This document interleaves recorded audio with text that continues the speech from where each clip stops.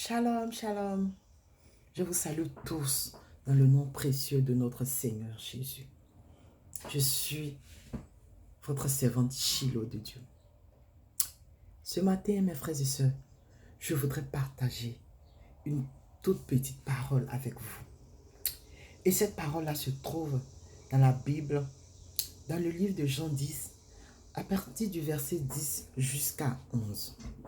Dans cette parole, le Seigneur Jésus dit: le voleur ne vient que pour détruire, pour égorger, pour dérober. Moi, je suis venu afin que mes brebis aient la vie et qu'elles soient dans l'abondance. Au verset 11, il dit ceci: je suis le bon berger et le bon berger donne sa vie pour ses brebis. Waouh, waouh, waouh, mes frères et sœurs. Quelle grâce d'être une brebis du Seigneur Jésus. Quand nous lisons cette parole-là, le Seigneur Jésus nous parle de ce que le voleur fait. Le voleur est celui-là même qui vient pour nous détruire. Il est celui-là même qui vient pour nous faire du mal. Le voleur est celui-là même qui vient pour pouvoir en finir avec notre vie. Mais lui, Jésus, il est celui-là même qui prend soin de nous. Ce matin, bien-aimé, je voudrais simplement te rappeler quelque chose. Pour toi qui es chrétien, toi qui n'avais plus d'espérance, toi qui pensais que véritablement tout était fini, parce qu'il arrive des moments à cause des situations que nous traversons pour nous qui sommes chrétiens. Nous oublions même cette parole du Seigneur et nous n'avons plus d'assurance. Mais laisse-moi te dire ce matin que le Seigneur Jésus dit que nous, pour nous qui sommes ces brebis, qui sommes entre ses mains, nous devons avoir cette assurance-là, que lui, il a donné sa vie pour nous. Et que lui, il nous donne la vie pour que nous puissions être dans l'abondance. Oui, mon frère, ma soeur, le voleur, c'est qui? Le voleur, c'est le diable. Le voleur, ce sont les esprits méchants. Le voleur, ce sont les souffrances que nous traversons. Le voleur, ce sont les démons qui nous fatiguent à longueur de journée. Le démon, ce sont les esprits méchants dans les lieux célestes. Le voleur, c'est qui? Ça peut être la pauvreté. Le voleur, c'est qui? Ça peut être le chômage. Le voleur, c'est qui? Ça peut être le célibat. Le voleur, c'est qui? Ça peut être même la stérilité. Le voleur, c'est qui? Ça peut être le manque d'amour. Le voleur, c'est qui? Ça peut être le manque de considération parce que nous n'avons rien. Le voleur, c'est qui? C'est la pauvreté extrême. Le voleur, c'est qui? C'est celui-là même qui n'a plus d'espérance. Mais laisse-moi te dire, mon frère, ma soeur, nous qui sommes les enfants de Dieu, sinon nous qui sommes les brebis du Seigneur Jésus, il dit, il est le bon berger. Regarde donc un peu comment se comporte un berger lorsque sa brebis souffre. Le berger est celui-là même qui donne la nourriture à sa brebis. Le berger est celui-là même qui pourvoit aux besoins de sa brebis. Le berger est celui-là même qui trouve du réchaud pour sa brebis lorsque celle-ci a froid. Le berger est celui-là même qui donne son amour, son affection, son temps, tout et tout pour sa brebis. Mon frère, ma soeur, si toi tu es chrétien, tu es chrétienne et que tu traverses une situation où tu ne sais même plus mettre la tête, laisse-moi te rappeler cette parole en ce jour. Le Seigneur Jésus dit qu'il est le bon berger et que le bon berger, il donne sa vie pour sa brebis. Laisse-moi te dire que il est celui-là même qui te donne tout, qui est capable de te donner tout et qui, en plus de cela, te donne tout dans l'abondance, mon frère, ma soeur. N'oublie pas cette parole-là, quelle que soit la situation que tu traverses. Laisse-moi te dire que le bon berger a déjà payé le prix pour toi. Il a donné sa vie pour que toi, ta situation change. Il a donné ta vie pour que tu sois encore dans l'espérance. Il a donné sa vie pour que toi, tu puisses être dans l'abondance. Quelle que soit la situation que tu traverses, ne te laisse pas distrait par le voleur qui est passé par là. Ne te laisse pas distrait par la situation que tu traverses. Mais laisse-moi te rappeler cette parole du Seigneur Jésus. Il dit, il est le bon berger. Il dit qu'il donne sa vie pour ses brebis. Il donne la vie afin que nous soyons dans l'abondance. Quand on parle de l'abondance, c'est à tous les niveaux, dans tous les domaines de notre vie. Jésus n'a pas changé.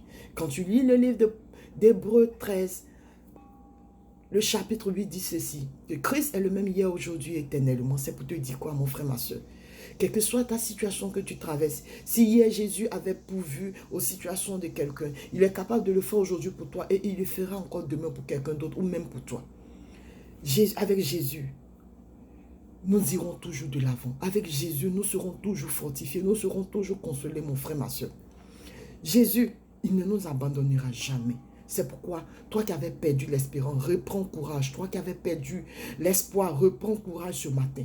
Appuie-toi sur cette parole de Jean 10, verset 10 qui dit ceci, qui donne la vie et qui donne la vie en abondance.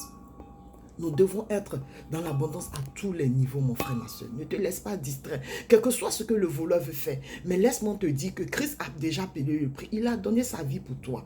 Quel que soit ce que le voleur veut faire, il ne pourra pas te détruire. Il ne pourra pas te dérober parce que tu es une brebis dans la main du bon berger. Pour toi, mon frère, ma soeur, qui ne connaît pas le Seigneur Jésus, qui ne l'a pas encore accepté comme son Seigneur, son Sauveur, laisse-moi te dire quelque chose ce matin. Christ t'appelle, lui qui est le bon berger. Regarde, certainement tu traverses une situation difficile. Certainement tu souffres parce que véritablement, tu n'as pas encore accepté Jésus. Tu souffres parce que tu ne connais même pas Jésus. Mais laisse-moi te dire qu'il est le bon berger. Il est capable de prendre soin de toi, mon frère, ma soeur. Il est capable de s'occuper de toi. Viens à lui ce matin. Viens à lui. Accepte-le comme ton Seigneur, ton Sauveur. Toi qui souffres parce que le voleur de la maladie est passé par là. Toi qui souffres parce que le voleur de la pauvreté est passé par là. Toi qui souffres parce que le voleur des esprits méchants est passé par là. Toi qui souffres parce que la pauvreté est là. Toi qui souffres parce que tu n'as même pas de travail. Toi qui souffres parce que la stérilité est là. Toi qui souffres parce que le célibat est là. Laisse-moi te dire, laisse-moi t'apporter cette bonne nouvelle de vie ce matin. Que Christ, qui est le bon berger, il t'attend les bras ouverts. Il t'attend pour que véritablement tu sois dans l'abondance. Il t'appelle ce matin pour que ta situation change, pour que tu puisses expérimenter sa puissance. Christ n'a pas changé. Il est le même. Ce qu'il a fait hier pour quelqu'un, il est capable de le faire pour ta situation dans laquelle tu te trouves, mon frère, ma soeur. Christ est capable de tout. Il est capable de donner un sens à ta vie. Regarde, le monde aujourd'hui souffre parce que le monde n'a pas encore accepté Jésus-Christ comme son Seigneur, son Sauveur. Le monde aujourd'hui souffre parce que il n'a pas encore accepté Christ comme son bon berger. Mais laisse-moi t'apporter une bonne nouvelle, mon frère, ma soeur. Oh, tu connais, pour nous qui sommes ivoiriens, on dit, laisse-moi te donner un affirage. Ce matin, accepte Jésus et tu verras la différence, mon frère, ma soeur. Accepte Jésus. Regarde, le vrai gaou de cette époque-là, c'est celui qui n'a pas encore accepté Jésus.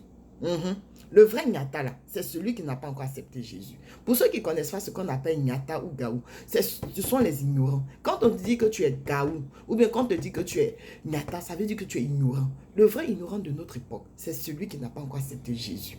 Mais celui qui est hier, c'est celui qui a accepté Jésus, qui a fait la paix avec Jésus. Mon frère, ma soeur, viens, il n'est pas encore tard. Le bon berger t'attend les bras ouverts pour pouvoir te mettre dans l'abondance, pour pouvoir te donner encore de la vie. Parce qu'il s'est livré pour toi, il a donné sa vie pour toi. Il est venu mourir pour que toi, tu puisses être sauvé. Tu attends quoi? Pendant que tu es encore en vie, fais le bon choix. Ce matin, mon frère, ma soeur, pour toi qui ne connais pas notre bon berger, si tu veux l'accepter comme ton Seigneur, ton Sauveur, nous allons faire cette prière. Tu répètes après moi. Moi, je dis mon nom.